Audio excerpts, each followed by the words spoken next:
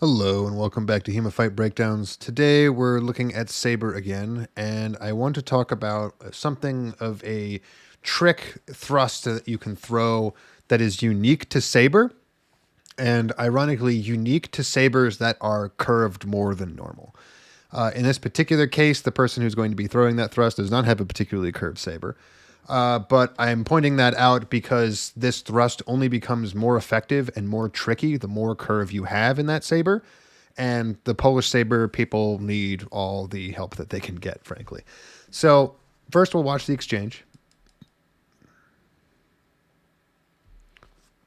So, what I'm particularly talking about here is that last thrust. So, there's a shot towards the leg that I guess you could say is parried, but really just was out of range.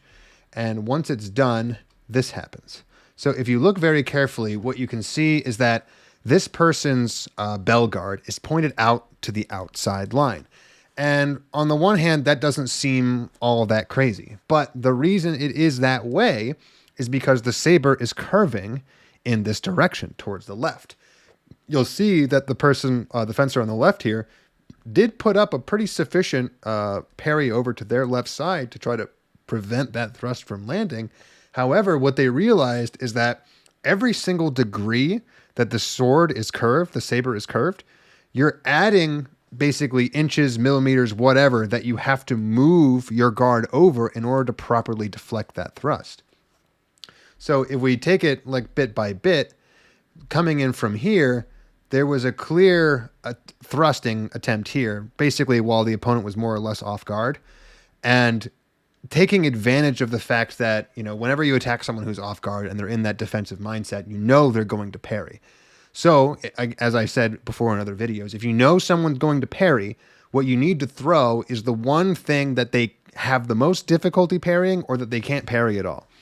And in this case, this very curved, very outside line, very risky thrust basically required that this person block. Obviously, if they had thrown any kind of attack forward, they would have doubled at best.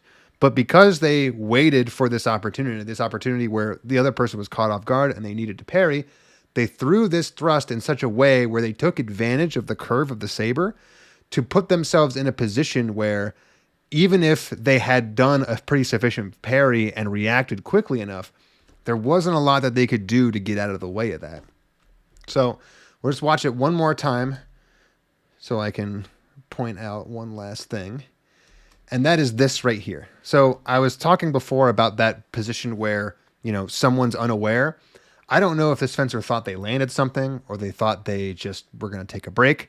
But this is something that everybody needs to look for whenever they're fencing in a tournament or just sparring in general, because people do it all the time. They take a step back. They, you know, get out of their stance.